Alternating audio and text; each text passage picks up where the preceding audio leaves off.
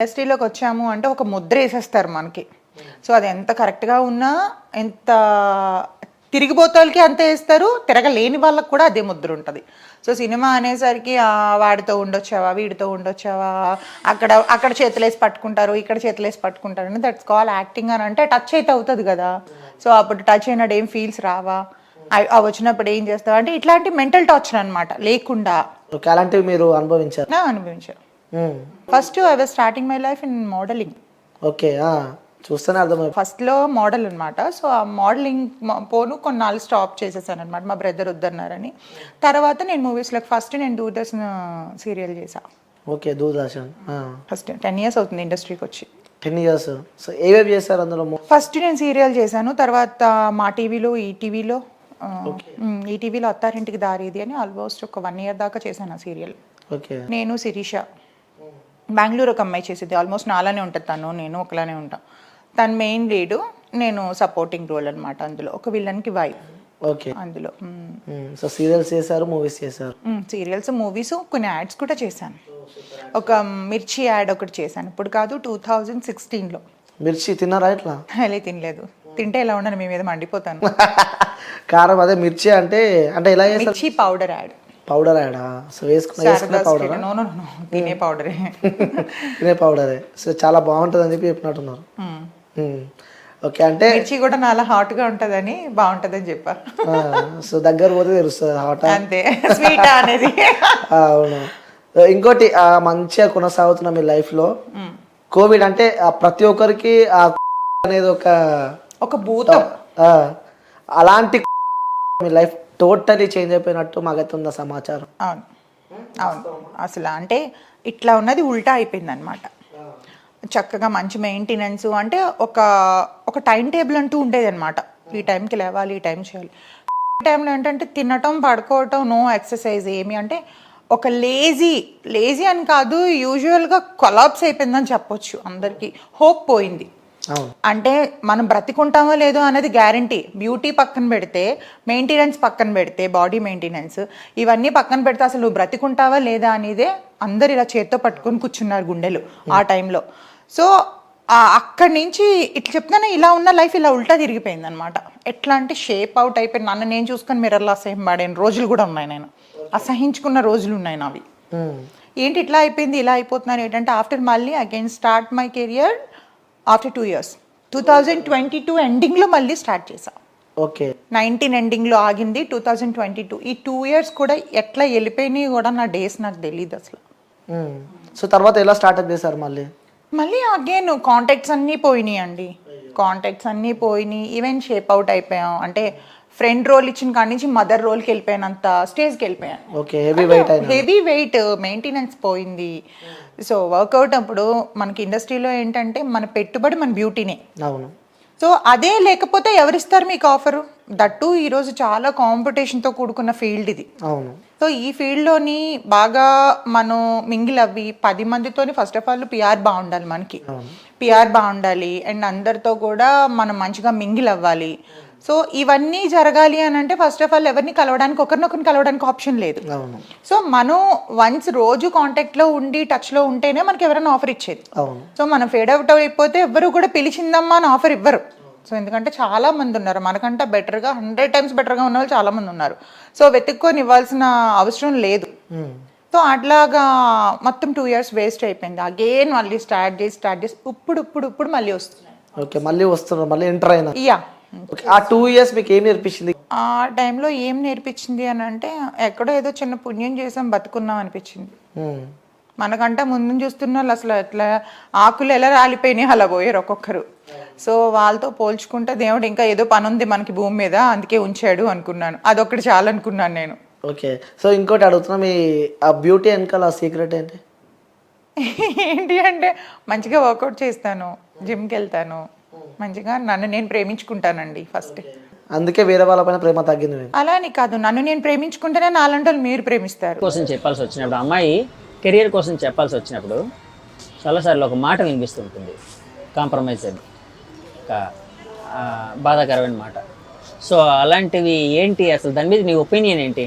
Compromise అయిపోయేలాగా ఉంటే, I mean compromise అంటే commitments compromise అయ్యేలాగుంటే ఈ పాటికి నేను ఎక్కడో ఉండేదాన్ని, ఏ వెబ్ సిరీస్లోనో ఇక్కడ ఇలా మాయారెడ్డి లాగా ఓన్లీ పబ్లిక్ని మాత్రమే నా ఎంజాయ్మెంట్ కోసం నేను ఎంటర్టైన్ చేసేదాన్ని ఇలా ఉండాను కదా.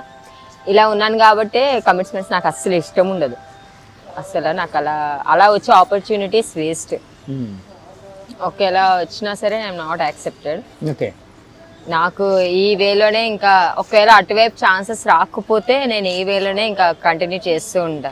ముసలి దానిలాగే అవుతా. ఇంకా ఈ వేలో కంటిన్యూ చేసి మిమ్మల్ని ఎంటర్టైన్ చేసి నేను ఏజ్డ్ అవుతూ అవుతూ అవుతూ అవుతూ మీరు చూస్తుండే కదా. యాక్చువల్గా నువ్వు ఇందాక ఒక మాట అన్నావు, ఒక ఫ్యూనరల్కి వెళ్ళినప్పుడు అంటే అక్కడ వాళ్ళు ఏడ్చేదాన్ని కూడా తీసుకొని వచ్చి నేను దాన్ని కామెడీ యాడ్ చేశాను. అంటే కామెడీ అంటే నవ్వు అంటే నాకు అంత ఇష్టం అన్నావు కదా, నువ్వు ఫసక్ అన్నావు కదా ఇందాక. సో నీ ఫసక్ ఒకవేళ అంటే తర్వాత 20-40 ఏళ్ళలో 50 ఏళ్ళలో బాగా ముసలైపోయిన తర్వాత అందరూ వెళ్ళిపోవాల్సిన వాళ్ళే. సో దాన్ని కూడా నీ ఫ్యాన్స్ ఒక కామెడీగా ఒక అంటే ఎంటర్టైనింగ్ అని తీసుకోవాలని అనుకుంటున్నావా? ఎంటర్టైనింగ్ అంటే ఇంకా తర్వాత నా వీడియోస్ రావు, నా ఫొటోస్ రావు, నా ఫ్రెండ్స్కి నా నవ్వు ఉండదు. యాక్చువల్లీ నాకు ఫ్లవర్స్ అంటే నాకు చాలా ఎక్కువ ఇష్టం. ఓకే, ఎందుకంటే నేను ఎవరినైనా మీట్ అయినప్పుడు ఫ్లవర్స్ తీసుకొస్తారని నేను చూస్తా. నేను ఎందుకు చెప్తాను, ఇలాంటివి ఎక్కడో దగ్గర ఒక చిన్న హింట్ ఇస్తే మరి మేము అల్లుకుపోతాం అంతేగాని. బేసిక్ గా నాకు చాలా ఇష్టం ఫ్లవర్స్. ఎందుకంటే నేను చనిపోయిన తర్వాత నా ఫోటో దగ్గర పెట్టేది నేను రిసీవ్ చేసుకోలేను. సో నేను బతుకునేటప్పుడే నాకు తీసుకొచ్చి అంటే నేను బాయ్స్ దగ్గరైనా గర్ల్స్ దగ్గరైనా సరే ఒక పర్సన్ దగ్గర నుంచి నేను యాక్సెప్ట్ చేసేది అంటే నేను ఎక్స్పెక్ట్ చేసేది ఏంటంటే ఫ్లవర్స్. చాలా మంది గిఫ్ట్స్ ఇవ్వవని అంటారు కానీ నేనైతే ఎక్కువ ఎక్స్పెక్ట్ చేసేది మాత్రం ఫ్లవర్స్ తీసుకొస్తే చాలా ఎంత బ్రైట్ స్మైల్ వచ్చేస్తుంది నా దగ్గర. సో మాయాని పడగొట్టాలంటే ఫ్లవర్స్ తో వెళ్ళండి. ఏ ఫ్లవర్స్ అనేవి మీ ఇష్టం, కాలీఫ్లవర్ అయినా పర్వాలేదు, కాలీఫ్లవర్ తో అయినా వెళ్ళండి పర్వాలేదు, నాకు ఉపయోగపడే ఫ్లవర్స్ మాత్రమే. ఓకే, ఎందుకంటే యాక్సెప్ట్ చేస్తుంటాను. అంటే నేను ఉన్న లివింగ్ లో మొత్తం అంతా కూడా బతుకునేటప్పుడు నేను తీసుకుంటాను కదా, అది నా చేతులతో నేను తీసుకోగలను. నేను చనిపోయిన తర్వాత నేను తీసుకోలేను, నా ఫోటో దగ్గర పెట్టి నేను తీసుకోలేను, అది యాక్సెప్టబుల్ కాదు. కాబట్టి నేను బతుకునేటప్పుడే నాకు ఎవరైనా ఇస్తే బాగుంటది కదా అని నేను ప్రతి పర్సన్ నేను వస్తున్న ఇంత జర్నీ చేస్తున్నాను కదా, నేను వచ్చే ప్రతి పర్సన్ దగ్గర నేను ఎక్స్పెక్ట్ చేస్తాను ఒక ఫ్లవర్ అనేది. అలా చూసి చూసి చూసి ఇప్పటికి నాకు 2 ఇచ్చారు అనుకుంటా ఫ్లవర్స్. ఇద్దరే నా లైఫ్ లో ఇద్దరు. మనీ అనేసి ఒక అబ్బాయి ఇచ్చాడు జస్ట్ ఇంట్రొడక్షన్ అప్పుడు, అంటే తన ఈవెంట్ కి వెళ్ళాను కాబట్టి ఇచ్చాడు. ఇంకొకటి ఏంటంటే నా లిఖిత్ అనే ఒక నా బెస్ట్ ఫ్రెండ్ ఉన్నాడు, వాడు ఏమొచ్చి నేను చూసాను ఫ్లవర్స్ చూసాను, ఆ లోతులోకి వెళ్ళడానికి అవ్వదు. అంటే ఐ మీన్ లోటస్ ఉంటాయి కదా, ఆ లోటస్ తోపన ఏవో రూట్స్ ఉంటే లాగేస్తాయి అంటారు కదా. నేను ఒక పక్కన కెమెరా తుడుస్తూ కూర్చున్నా, షెడ్యూల్ కోసం వెళ్ళాము, కూర్చుంటే తను ఇన్ని ఫ్లవర్స్ పట్టుకొస్తున్నాడు అనమాట. నాకు ఇన్ని ఫ్లవర్స్ పట్టుకొస్తుంటే నాకు అలా అంటే నా ఐస్ బ్లింక్ బ్లష్ మొత్తం స్టమక్ అంతా బటర్ఫ్లైస్ నిండిపోయింది. అయితే తీసుకుంటున్నా కానీ తన కష్టం, అది అక్కడికి వెళ్ళకూడదు, అది మనకు తెలిసిందే కదా రూట్స్ అన్ని చేస్తాడు.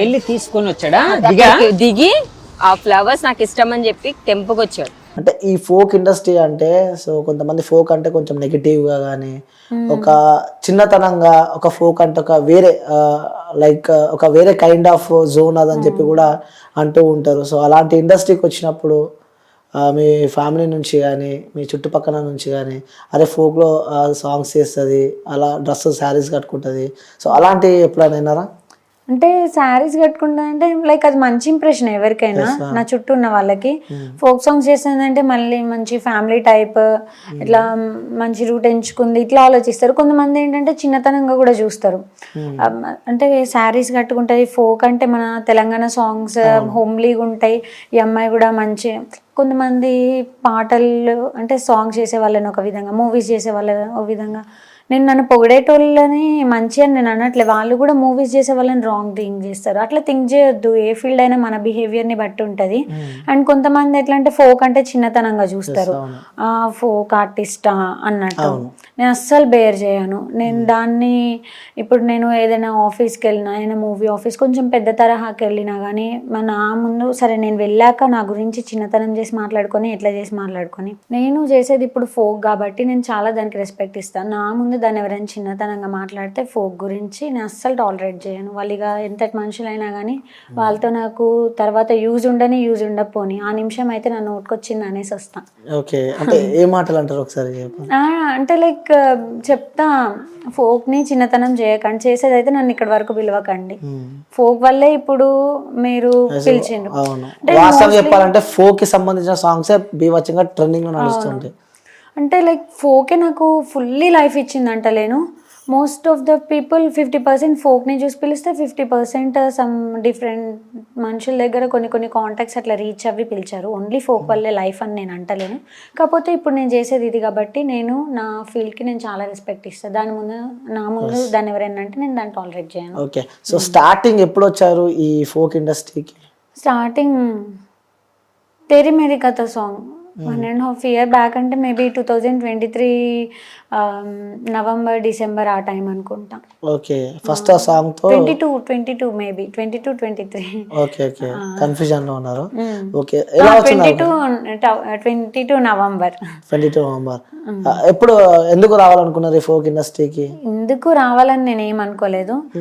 మూవీ ఆడిషన్స్ ఇస్తూ ఉంటే యూట్యూబ్ ఇన్ హౌస్ కి అడిగారు. తేరీ మేరీ కథ producer Valli sir in house కి అడిగారు. 2-3-4 షార్ట్ ఫిల్మ్స్ కూడా చేసాము. ఫస్ట్ నేను రావడమే చేసింది షార్ట్ ఫిల్మ్స్ హైదరాబాద్ వచ్చాక. అది మా వల్లి సార్ ఛానల్లోనే ఇన్ హౌస్ అని చెప్పాను కదా, నన్ను హీరోని ఇంకా మొత్తం టీం అందరినీ ఇన్ హౌస్ కి మాట్లాడారు. మేము కొన్ని షూట్ చేసాము. కాకపోతే ఫోక్ ఫీల్డ్ లోకి వెళ్తే మేబీ ఇంకొంచెం బాగుంటది అనుకున్నారు. సో రామ్ లక్ష్మణ్ సార్ వాళ్ళు వల్లి సార్కి ఫ్రెండ్స్, వాళ్ళు ఇంకా మాట్లాడి ప్లాన్ చేశారు. ఇదంతా షూట్ స్టార్ట్ చేసాం. సో తేరీ మేరీ కథ నుంచి నా జర్నీ స్టార్ట్ అవ్వింది. ఓకే, అక్కడ నుంచి జర్నీ స్టార్ట్ అయింది. సో ఇక్కడ మీ ప్రాపర్ ఎక్కడ? భద్రాద్రి కొత్తగూడెం. సో భద్రాద్రి కొత్తగూడెం చూసినేమో వెనకాల ఉంది. అక్కడ నుంచి ఎలా హైదరాబాద్కి రావడు? అక్కడ నుంచి ఎలా అంటే మా ఇంటి దగ్గర సోను అని మాకు తెలిసిన అక్క, నేను చిన్నప్పటి నుంచి అన్నిట్లో పార్టిసిపేట్ చేసేది, చూస్తూనే ఉంటుంది ఎక్కడైనా కానీ కల్చరల్ యాక్టివిటీస్లో. తను వాట్సాప్ గ్రూప్స్ కొన్ని ఉంటాయి కదా, కొన్ని మూవీ గ్రూప్స్ అవి యూట్యూబ్ గ్రూప్స్ వాటిలో జాయిన్ చేశారు. అక్కడ నుంచి నాకు ఆడిషన్స్ కాల్స్ వస్తూ ఉంటే హైదరాబాద్ వచ్చి వెళ్ళేదాన్ని. వచ్చి నాతో పాటు మా మమ్మీ డాడీ వాళ్ళు వచ్చేటోళ్ళు. డాడీ ఇంకా ఆ రోజు లీవ్ పెట్టేసుకునేటోళ్ళు. Daddy Singareni employee. డాడీ ఆ రోజు లీవ్ పెట్టేసుకొని నాతో ఆడిషన్కి, మోస్ట్లీ నేను బాగా తలుచుకొని బాధపడేది ఏంటంటే టైంపాస్ ఆడిషన్స్కి నా టైం ఇంకా అప్పుడు వేస్ట్ చేసుకునేది ఏం లేదు. నేను అప్పుడు 9th class 10th class.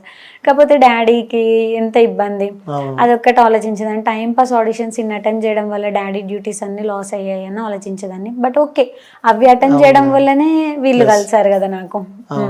Okay, so ఇప్పుడు ఇక్కడ హైదరాబాద్లో ఉంటున్నారా? హైదరాబాదే. మరి అక్కడ జాబ్? డాడీ మమ్మీ అక్కడే కొత్తగూడెంలోనే ఉంటారు. నేను అన్నయ్య వాళ్ళు అమ్మమ్మ నాతో ఇక్కడ హైదరాబాద్లో ఉంటారు. అన్నయ్య అమ్మమ్మ. ఓకే, స్టడీస్ మొత్తము ఇక్కడనే స్టార్ట్ చేశారు? అన్నయ్య స్టడీస్ కూడా ఇక్కడే. సో మా అన్నయ్య డిగ్రీ ఫైనల్ ఇయర్ అయిపోయింది.